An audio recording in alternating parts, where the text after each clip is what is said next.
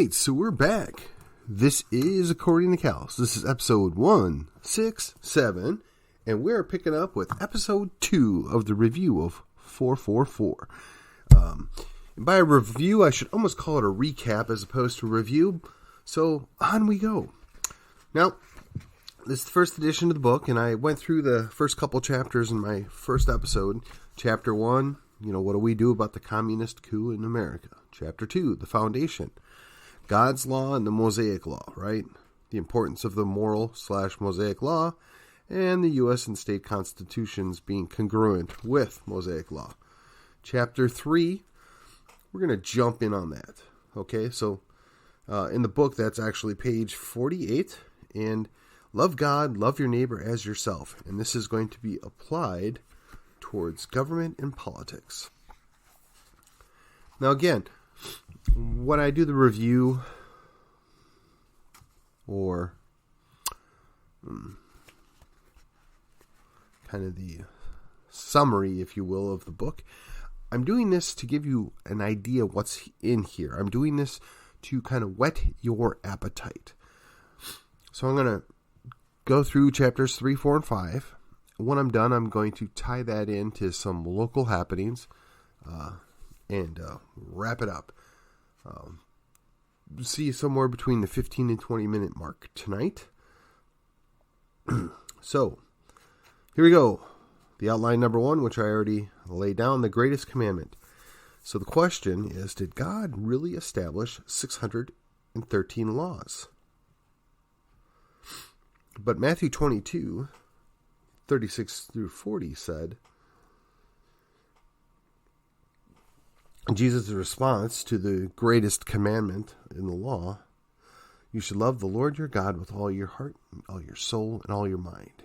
This is the first and greatest commandment. And the second is like it, that you should love your neighbor as yourself. On those 2 commandments hang all of the law and the prophets. Okay, so the next question that should follow is, how do we do that? How does that happen? She kind of touches base on the idea of concepts laid out in the book, The 5 Love Languages by Gary Chapman, and that was back in 2009. Now, I did read that book about a decade ago, and to be honest, I have a different love language than my wife does, so that creates a little friction from time to time because I don't speak her love language very well. Guys, if you are listening to me, I might encourage you that you should do better than I do in that regard. All right, so she gives a number of verses and explanations related to how we love God in the appropriate way, and then transitions that to the second greatest commandment, right? And again, more scripture. It talks about the different commandments and how we need to do that properly. And then we're going to get to the 4th commandment in the Bible.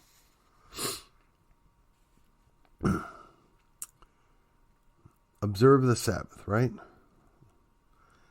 You should not work on the Sabbath. Now, what's interesting is she's highlighting the idea that the first 4 of the title is based upon the idea that since laws are foundational and only one valid law can only be built on another valid law, if we have to have all of those laws correct, or otherwise it won't work. So in other words, if you have a bad piece of the foundation, the house will fail. And you can't have 2 conflicting statements because they cancel each other out.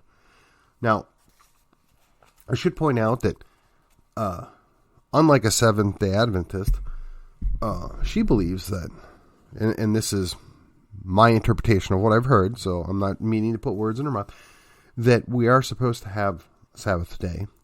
In theory, it should be Saturday, but I think it's less important, and again, this is my interpretation, that it's Saturday than it's a day period, right?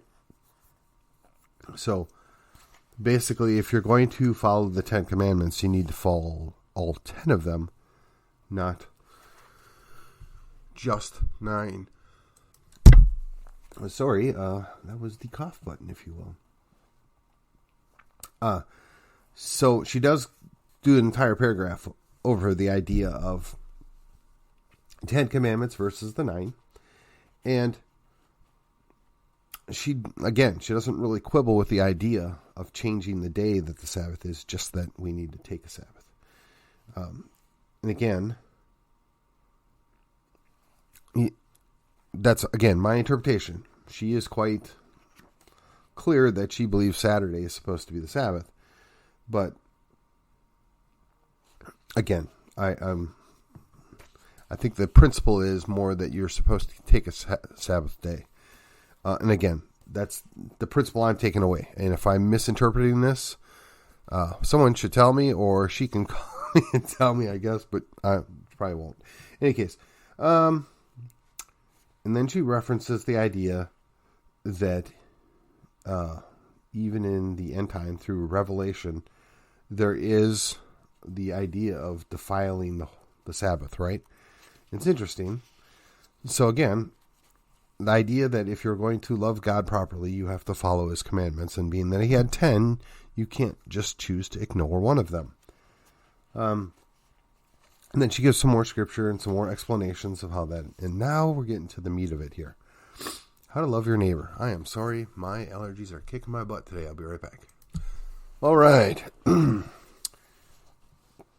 They tell me that's mountain cedar, but I can tell you I don't really care. It's just making me somewhat miserable.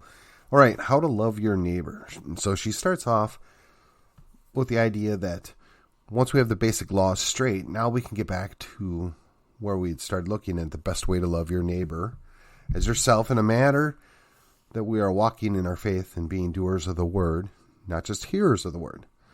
So, again, she's looking for a modern application, if you will, to the political system and how to walk your faith within the system. And she gives some more explanations, some more verses, and I'm going to just kind of go to the end here because I think there was there's 2 good paragraphs in here I want to highlight. So she said, of course, there are many ways we can show love to our neighbor or for our neighbor, with much emphasis on showing love to widows, orphans, the stranger, and the foreigner. So much love can be shared through helping any of them with financial contributions that they are in need of, food, water, shelter, or even just coming alongside with them personal battles, or seeing how to sympathize with grieving people and help relieve them of their burdens, or be a friend to the prisoner. Defending people in need or people that are under attack is also a way to show them your love. So basically, standing up for people, protecting people that aren't capable of protecting themselves, and putting yourself in the way of that. Think of it as interposition, only not interposition at a governmental level, but on a personal level. Now, let me go here. There is one more little paragraph here I want to touch base on. Okay. She said, how are we going to go about fixing the massive problem is a biblical and a legal process that I'm describing here. And right now, this is the foundation being established that will allow us to fix the entire problem in a biblical and moral way. But it is also lawful and legally backed this way as well. Okay, so now here's where we're transitioning. She wants to bring forward the idea of how do we go ahead and make this happen, right? So I want to put a pause in here and pontificate a bit myself, if I will, because, it is according to Cal's. All this is very good. And as a Christian, all this stuff is applicable to you and applicable to how you look at things. And it helps you to understand where you're supposed to be. This isn't going to be effective with somebody that rejects Christianity. And I'm less worried about that than maybe some others are. But what I want to distinguishes if we're leading by example, if we're doing the right things, if we are behaving as Christians ought to behave, people will want to emulate that. They will want to be involved with that. They will want to know what you're doing and why you're doing it. And that, I think, is what we've really failed to do, particularly in the American church.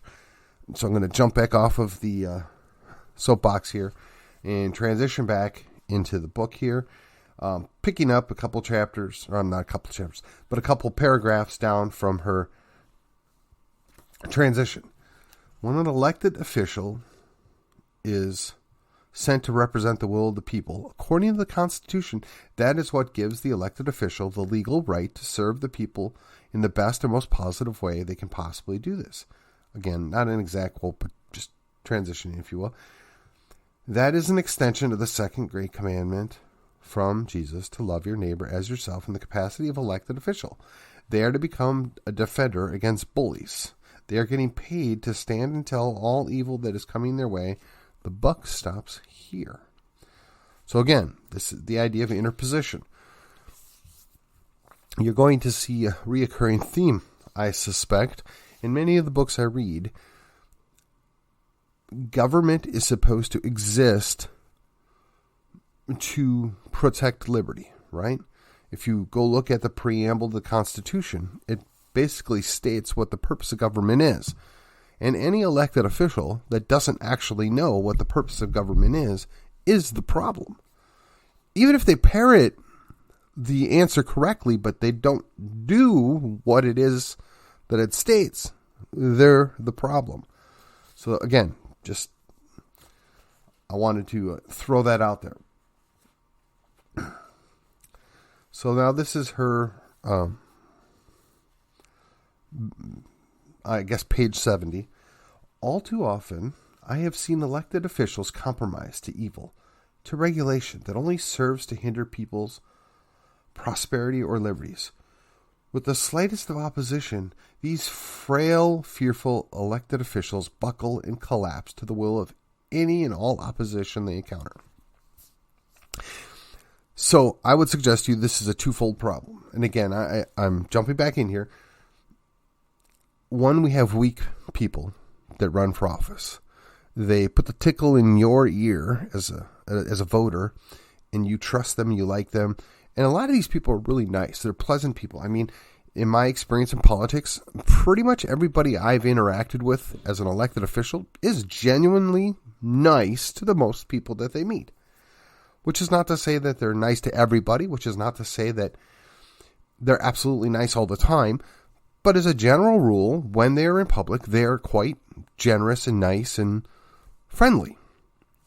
Particularly if you are in their party or on their team, and I'm holding up the quotes, right?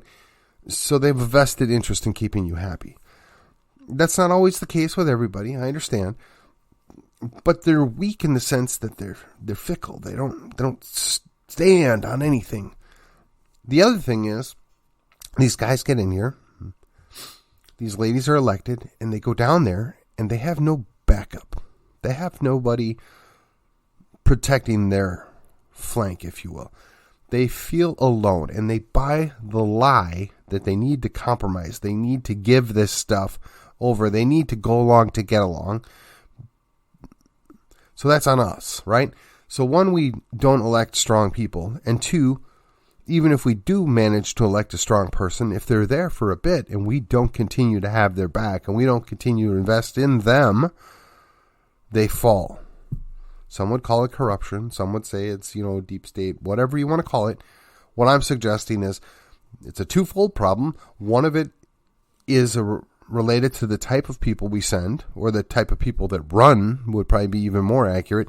And number two is once they are there for us, we don't do our part. We cease to do that. We get lazy. We get complacent. We don't hold them accountable. And that, again, that's a recurring theme with my podcast, with previous videos I made. When we send people to office, we ought to hold them accountable. We want them to go do what they said they're going to do. We want them to do what it is that we're sending them there to do, even if they're not excited about it, we're going to hold them accountable. And when we fail to do that, when we fail to stay on them, that's when they cave. That's when they wobble. That's when they show their weakness. Again, that's on us. Okay, so now we're going to jump to chapter 4. She's going to talk about the Communist Coup in the USA. Okay, she's going to spend some time talking about how did we get here, what's going on. This is all good stuff. She gives some detail. She gives some biblical parallels to other things that have happened. And it's a worthwhile chapter. I am going to gloss over it. Mostly because I want you to buy the book. I want you to invest your time. And I want you to do what you can to learn from this. Now, she gives an example here of an election she was a participant in. So I'm going to jump in here. Again, this is page 79. There are 5 candidates running for county commissioner. Her favorite opponent, and a man she had deep respect for, was an elderly veteran and pastor named Dr. Hook. He was a Baptist pastor that had been in several wars, and they had a friendly, supportive manner between the two of them in their campaign. She was invited to join his ministry dealing with people in the county jail. So she went and got involved in it. And she indicates that, we said we both ran solid campaigns, and, she was getting involved with his church. And then she transitions from there to, was our election rigged? And she said, probably. We have electronic voting machines, so it's highly likely some of the votes were manipulated. But we ran as Christians, and we ran how Christians ought to have run, and she became friends with this guy as a result of this.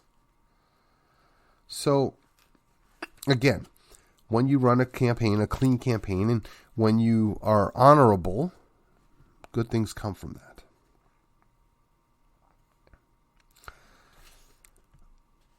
So that's kind of the wrap up of that chapter. So I'm going to go on to the next chapter, which is chapter 5, right? We're going to go, and this may take longer. This may put me over the 20-minute mark, but here we go. The Constitution, Article 4, Section 4. This is chapter 5. This is the next 4. She opens with, Christianity is the religion that shaped America and made her what she is today. In fact, historically speaking, it can be irrefutably demonstrated that biblical Christianity in America produced many of the cherished traditions still enjoyed today, including a republican form of government rather than a theocratic form of government. All right. Now she wants to tell you why Article 4, Section 4 matters. Why it is the biggest deal that is ignored. Indeed, I must admit, I was only in passing aware of this prior to this book. The United States shall guarantee to every state in this union a republican form of government, and shall protect each of them against invasion and on application of the legislature or of the executive when the legislature cannot be convened against domestic violence. So this section of the Constitution deals with the very problem we're facing today. People that want to subvert and do away with a republican form of government. People that are openly advocating for communism, socialism, fascism, some kind of dictatorship of the elect or whatever you want to call it. She then takes a little bit of time to, explain some of this out. She has some quotes in here from Trevor Loudon. Interesting guy. A very interesting documentary he did called The Enemies Within. Again, highly recommend you take the time, watch it, understand what he's talking about, come to your own conclusions. I found it quite convincing, quite interesting. But your mileage may vary, and I also want you to invest the time to understand it so that you draw that conclusion and you understand it and you know why you believe what you believe. That's far more important to me than whether or not you agree with me, which is funny because I told my daughter that just the other day. All right. Then on page 88, she's quoting a law professor. In every country, the morals of the people, whatever they may be, take their form and spirit from their religion. For example, the marriage of brothers and sisters was permitted among the Egyptians because they had precedents set by their gods, Isis and Osiris. So too the classic nations celebrated the drunken rites of Bacchus. Thus too the Turks became lazy and inept because they were dependent upon fate, as taught by the Quran. And in recent times there arose a nation whose philosophers discovered there was no God and no religion. That would be France, and they reference Voltaire, Rousseau, Diderot, and Helveticus. The nation that was thrown into dismal chaos in the case when there are no law and no morals. In the United States, Christianity is the original spontaneous and natural, or national religion, shall I say. Now I want to jump on my own soapbox here for a moment. When people say we were a Christian nation, the idea is the majority of the people, the vast majority of the people that were present at the time of the founding of the country, subscribed to Christianity in one form or another. And even those that didn't were at least very much aware of it, and if not in sympathy with it, they were in syncope with it, which is to say that while they maybe didn't they didn't revere, they didn't worship the triune God of the Bible, they at least acknowledged it. They knew what it was. They found it to be an overly positive outcome, right? In other words, they got to take part in the benefits brought about by the Christian West. Now, you can choose to ignore that. You can choose to get specific. You can choose to reject certain things. You can choose to split hairs and make demands that,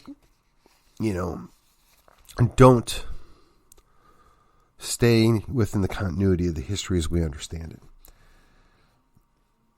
But if you have Article 4, Section 4, that specifically states that a form of government must be preserved, and the states or the federal government are not participating in making sure that happens, then you have to deal with the concept of how do we punish them. Now, on page 91, she talks about the problem is that people think they're above the law and they can do whatever they please. She says nobody's above the law. Not judges, not the reps, not the governors, not even the president. And she's 100% correct. I would just quibble on the idea that this is the Constitution or a constitutional law, not just any law. And the Constitution came from we the people, and at a certain point, we the people are going to have to assert our authority again. If we don't find good leaders, good lesser magistrates, if you will, if we can't find people willing to interpose their level of government against the more evil level of government, if we cannot find a lesser magistrate that's willing to not only interposition but nullify bad law, to recognize there's no authority for that, to recognize they're outside of the government, that does not leave us with a whole lot of options. That does not leave us with a peaceful outcome, in my opinion. So, I'm going to jump over to page 91. The author states, in fact, the three biggest differences between a Republican form of government, now remember, we're talking Republican as a form of government, not a party, And a communist form of government are that communism does not want God, individual rights, and private property rights. There is nothing within a republic necessarily that mandates those must exist. It's just the way it is. Now, she does take the moment to discuss why democracy is indeed different than a republic, and I think that's important, but I think sometimes that's a difference without a distinction. I don't want to spend a lot of time arguing with somebody about the difference between a republic and a democracy. And another podcast I spent a lot of time listening to in the past, and I still enjoy it. The guy basically said, look, who cares? We know what we mean when we're saying the word. Now, words mean things, yes, but if Joe Schmo thinks that we're a democracy because he gets to go vote, go with that. Don't. There can be different forms of a republic. There can be different forms of the representatives in a republic. Those representatives can be put in that position differently in a different republic. So, I mean, if you want to say a constitutionally restrained, democratically elected republic, okay, fine. I mean, you can throw a bunch of words at it, but the simple shortcut should be a republic. But the vast majority of people that refer to it as a democracy just don't know the difference, and they, quite frankly, don't care. But we do want to make sure that they understand that a pure democracy is mob rule. It's something that we could all keep in mind. Okay, so she gives some examples. She does give a few more pages of commentary and how all this works. And again, very good. Well thought out. So this is the fourth 4, which is Article 4, Section 4. I'm sorry, the second of the 4s, right? So we got the 4th Commandment, the Article 4, Section 4. And I want to just put this last sentence in the play here. I'm sorry, we'll just go the last paragraph. I thought low notes above clearly answered many of the questions that are usually associated with a discussion about the definition of a Republican form of government. It's simple to understand that the Republican form of government chosen by Founding Fathers was the best choice and fully guards Americans in a way that no other country can. All the more reason to actually put Article 4, Section 4 into vigorous play right now and purge the nation of every scourge that is not a Republican form of government. Pretty bold. All right. With that, I am going to wrap up the review. We'll pick up on Chapter 6 when we get to the next episode. For those of you in McKinney, Texas, I want to encourage you, go out and vote.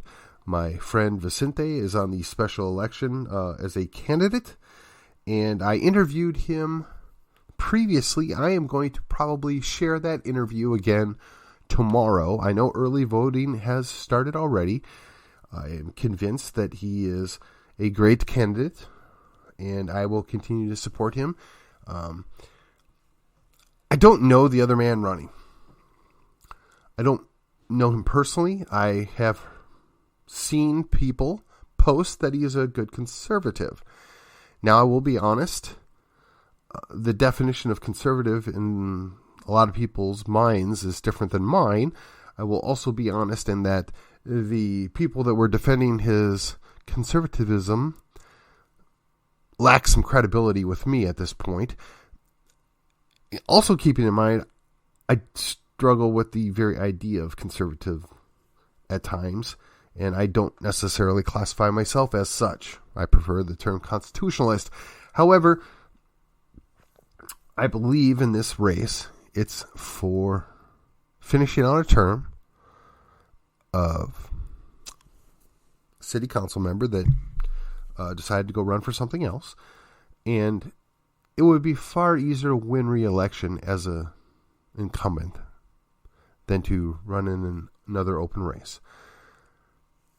Win, lose, or draw, I think the city of McKinney will be okay. But I'm always concerned when the city leadership anoints the next candidate and continues to line the city council with people that will carry the water of both the we're just going to keep this straight up. The city fathers and the mayor. I don't know why they're so afraid of somebody that might question the official narrative. I'm not sure why they fear somebody that has common sense. I'm not sure why they fear somebody that doesn't follow in lockstep. They would still have a 6-1 vote on pretty much every vote because, let's be honest, everybody follows the mayor. And where our Pied Piper leads us, nobody knows except for Independent Bank. But going forward, it's going to be okay. We'll find a way through it. Vicente, I wish you the best of luck. I will be, again, like I said, tomorrow I will have his previous interview posted. I look forward to what the future brings. And there is no reason to panic. There is no reason to lose sleep over it, right? As I said, when the last election cycle was over and a good number of people were quite upset because of the steal that occurred, hey, Christ is still on his throne. Jesus is Lord, and tomorrow we're going to wake up and go right back to work because that's what we do. We're the people that make this country work. We are the people that allow for our country to be what it is today. Imperfect though it may be, and shortcomings that are often brought to fore, we are still the last best place there is to be. And Texas is special. And as a Texian, I want what's best. And I'm looking for that guy that's willing to interpose between the tyrant and the populace. I want the guy that's going to be willing to say, no, you've gone too far. And we will keep looking until we find that person. And with that, let's wrap this up. This was episode 2 of 4 of the recap and review of 444 by Renee Holiday. And I will see you on the other side.